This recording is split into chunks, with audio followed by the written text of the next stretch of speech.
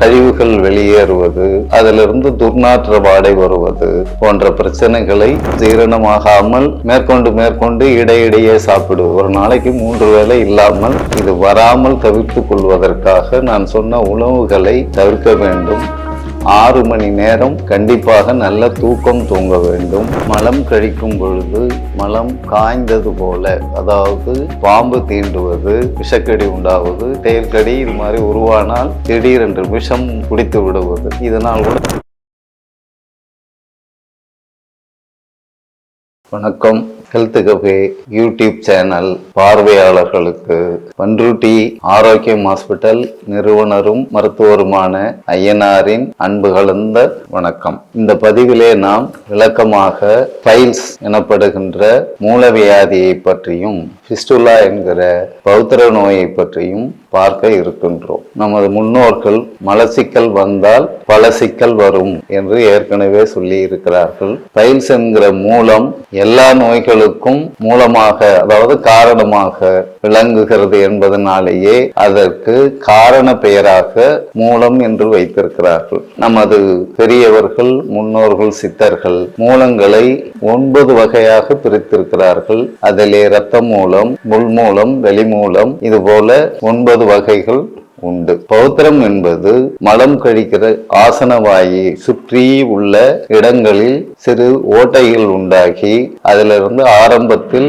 நீர் கசிவது, பிறகு இரத்தமும் சீழும் கலந்த மாதிரி கழிவுகள் வெளியேறுவது, அதிலிருந்து துர்நாற்ற வாடை வருவது போன்ற பிரச்சனைகளை உண்டாக்கும். பிஸ்டுலா என்கிற பௌத்திர நோய் உள்ளவர்கள் உட்கார்வதற்கு சிரமப்படுவார்கள், அது முற்றும் நிலையில். அதுபோலவே வெளிமூலம் உள்ளவர்களும் உட்காருவதற்கு சிரமப்படுவார்கள். சில பேருக்கு உட்காரும் போது வசதியாக இருக்கும், நடக்கும் போது கஷ்டமாக இருக்கும். இதுபோல் பல வகையான பிரச்சனைகள் உண்டாகும். பொதுவாகவே மூல நோய் வந்தால் அஜீரண கோளாறும் கூடவே வந்துவிடும், வாயு தொல்லையும் வந்துவிடும், வயிறு உப்புசம் வந்துவிடும். இது போன்ற காரணங்களால் நிரம்ப நோய்கள் வருவதற்கு கண்டிப்பாக வாய்ப்புகள் உண்டு. சரி, இந்த மூல நோய் எப்படி உண்டாகிறது என்றால், காரம் அதிகமான உணவுகளை எடுத்துக்கொள்வது, ஜீரணமாகாமல் மேற்கொண்டு இடையிடையே சாப்பிடுவது, ஒரு நாளைக்கு 3 வேளை இல்லாமல், வாய் கட்டுப்பாடு இல்லாமல் பார்க்கும் பொழுதெல்லாம் சாப்பிடுவது, உடல் சூடாகும்படி தூக்கம் குறைவாக இருப்பது, போதுமான தண்ணீர் எடுத்துக்கொள்ளாமல் இருப்பது, போதிய உடல் உழைப்பு இல்லாமல் உட்கார்ந்த நிலையிலேயே வேலை செய்வது, இது போன்ற காரணங்களாலும் மலச்சிக்கல் உருவாகும். சிலர் இரும்பு சத்து மாத்திரைகளை எடுத்துக்கொள்வார்கள், அதனாலும் மலச்சிக்கல் உண்டாகி மூல நோய் வருவதற்கு வாய்ப்பு இருக்கிறது. Food supplement, calcium food supplement எடுத்துக்கொள்வது, ஜங்க் ஃபுட் கொல்லப்படுகிற ஃபாஸ்ட் ஃபுட் எடுக்குது, பேக்கரி ஐட்டங்கள் போன்றவைகளை எடுத்துக்கொள்வது, மைதா மாவு உணவுகளை, பரோட்டா போன்ற உணவுகளை எடுத்துக்கொள்வது, அதிகமாக வறுத்த பொரித்த வெளி உணவுகளை எடுத்துக்கொள்வது. வீட்டிலே கூட நாட்டுச்செக்கு, நல்லெண்ணெய், கடலை எண்ணெய் பயன்படுத்தினாலும் பொரித்த உணவுகளை அளவாகவே எடுத்துக்கொள்ள வேண்டும். போதுமான அளவுக்கு தண்ணீர் குடிக்க வேண்டும். இயல்பாகவே காலை 5 மணியிலிருந்து 7 மணிக்குள் மலம் கழித்து விட்டால் மலச்சிக்கல் என்பதே வராது. நீங்கள் 5 மணியிலிருந்து 6 மணிக்குள் எழுந்து நன்றாக விரலால் ஈறுகளை அழுத்தி தேய்த்து பல்லை சாதாரணமாக சுத்தம் செய்துவிட்டு ஒரு 2 டம்ளர் குளிர்ந்த நீரையோ அல்லது வெதுவெதுப்பான நீரையோ குடித்து விட்டு 10 முறை கீழே குனிந்து நிமிர்ந்தாலும் அல்லது தோப்பு கர்ணம் போட்டாலும் அல்லது 10 நிமிடம் வேகமாக நடைபெற்று வந்தாலும் கண்டிப்பாக மலச்சிக்கல் இல்லாமல் நீங்கள் மலம் கழித்து விடுவீர்கள். மூலம் வருவதற்கான வாய்ப்பும் இல்லாமல் போகும். மூலம் வந்துவிட்டால் எவ்வளவோ தொல்லைகள் உண்டு, எந்த வேலையிலும் ஈடுபாடு காட்ட முடியாது. மலச்சிக்கல் உண்டாவதால் வாயு உண்டாகி ஒரு ஃபோக்கஸ், ஒரு காரியத்தில் செய்கின்ற செயலில், பணியில் ஒரு ஈடுபாடு காட்ட முடியாமல் போவதற்கு நிரம்ப வாய்ப்புகள் உண்டு. மூலம் முற்றினால் என்றால் நீண்ட காலமாக மூல நோயோடு இருந்தால் ஒரு 5 ஆண்டுகளுக்கு மேல் அது குடல் புற்றுநோயாக உருவாவதற்கும் வாய்ப்பு இருக்கிறது. ஆகவே மூல நோய் உள்ளவர்கள் இது வராமல் தவிர்த்து கொள்வதற்காக நான் சொன்ன உணவுகளை தவிர்க்க வேண்டும். 6 மணி நேரம் கண்டிப்பாக நல்ல தூக்கம் தூங்க வேண்டும். இரவு வேலை பார்ப்பவர்கள் பகலிலே வேறு எந்த தொந்தரவும் இல்லாமல் அறையை நன்றாக இருட்டுப்படும்படியாக பார்த்து கொண்டு தூங்கிவிடுவது நல்லது. சாப்பிட்டு 1 மணி நேரத்தில் தூங்கக்கூடாது. அப்படி தூங்க வேண்டுமென்றால் நீர் வடிவத்தில் ஜூஸ் இது போன்ற வடிவத்தில் உணவுகளை எடுத்துக்கொண்டு படுத்து தூங்கிவிடலாம். சாப்பிட்ட உடனே தூங்க செல்வதும் கூட நல்ல விஷயம் இல்லை. மூலம் வருவதற்கு மற்றவர்கள் சொல்லாத ஒரு காரணத்தை நான் இங்கே பதிவிட விரும்புகிறேன். அதிகமாக உடலுறவு கொள்வதும் மூல நோய் வருவதற்கு நிச்சயமாக ஒரு காரணம் உண்டு. இது இல்லாமல் ஒழுக்கமின்றி பலரோடு தொடர்பு வைத்துக் கொள்வதும் மூல நோய் வருவதற்கு நிச்சயமாக காரணம்தான். ஒழுக்கமில்லாமல் பலரோடு தொடர்பு வைத்துக் கொள்பவர்களுக்கு பால்வினை நோய் வருவதற்கு நிரம்ப வாய்ப்புகள் உண்டு. இப்பொழுது இந்தியாவில் பால்வினை நோயாளர்களின் எண்ணிக்கை வெளியே தெரியாமல் அதிகமாகி கொண்டு போய் செல்கிறது. கடந்த ஆண்டு நிலவரப்படி 3 கோடிக்கும் அதிகமானவர்கள் பால்வினை நோயால் பாதிக்கப்பட்டிருக்கிறார்கள். பால்வினை நோயால் பாதிக்கப்பட்டவர்கள் பாதி பேர் இப்பொழுது கேன்சர் அதிகமாக வருவதற்கு இதுவும் ஒரு காரணமாகும். ஆக மூலம் இல்லாமல் பார்த்து கொள்வது கேன்சர் வராமலும் தடுத்து கொள்ளலாம். உற்சாகமாக சுறுசுறுப்பாக இயங்குவதற்கும் அதிலே நல்ல வாய்ப்பு உண்டு.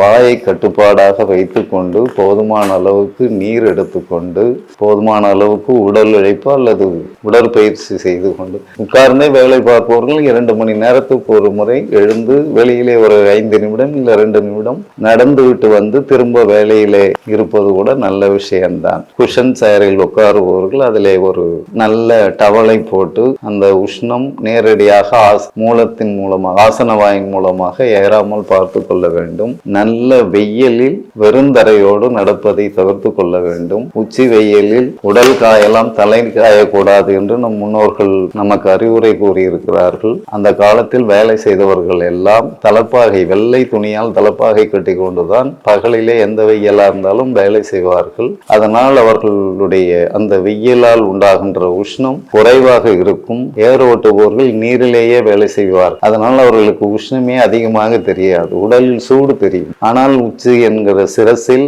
தலப்பாகை கட்டி கொள்வதால் நேரடியாக அந்த உஷ்ணத்தின் பாதிப்பு மிகவும் குறைவாகவே இருக்கும். அந்த காலத்தில் மண்வெட்டியால் வேலை செய்பவர்கள் கூட தலப்பாகை கட்டி கொள்வதோடு மட்டும் இல்லாமல் திரவ வடிவிலான உணவுகளை எடுத்துக்கொள்வார்கள். காலையிலே பழைது சாப்பிடுவார்கள், மத்தியான நேரத்தில் கூழ் சாப்பிடுவார்கள். இப்பொழுது நாம் இதையெல்லாம் விட்டு திட வடிவிலும் நார்ச்சத்து குறைவான உணவுகளை எடுத்துக்கொள்வதாலும் மலச்சிக்கல் உண்டாகிறது. அது நீண்ட நாட்கள் இருக்கும் பொழுது அது மூலமாக பௌத்திரமாக உருவெடுத்து அது பலவித நோய்களுக்கு அடிப்படையாக அமைந்து நம் வாழ்நாள் முழுவதும் கஷ்டப்படும்படியாக ஆகிவிடுகிறது. மலம் கழிக்கும் பொழுது மலம் காய்ந்தது போல, அதாவது நீர்த்தன்மை மிக மிக குறைந்து உலர்ந்த வடிவிலே வெளியேறுவது, இது போல பல நாட்கள் வெளியேறினால் அதுவும் மூல நோய் வருவதற்கு ஒரு காரணமாக அமைந்துவிடும். பொதுவாக போதுமான நீர் எடுத்துக்கொண்டு நார்ச்சத்து அதிகம் உள்ள உணவுகளை எடுத்துக்கொண்டு வந்தால் கீரை வகைகள், கேரட் இது போன்ற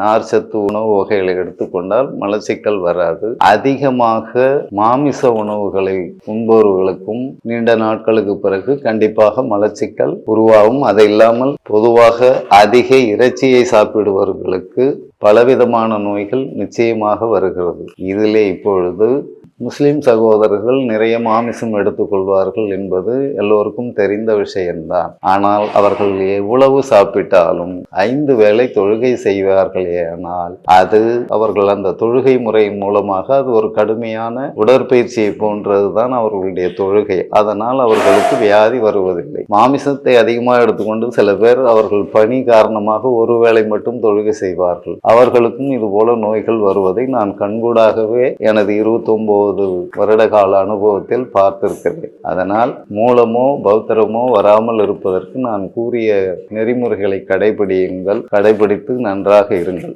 மற்றபடி இந்த நோய் வந்து விட்டால் மூலம் மட்டுமே உங்களுக்கு உள்ளது இல்லது பௌத்திரம் மட்டுமே உள்ளது என்றால் நீங்கள் நேரடியாக வர வேண்டும் என்கிற அவசியம் கூட கிடையாது.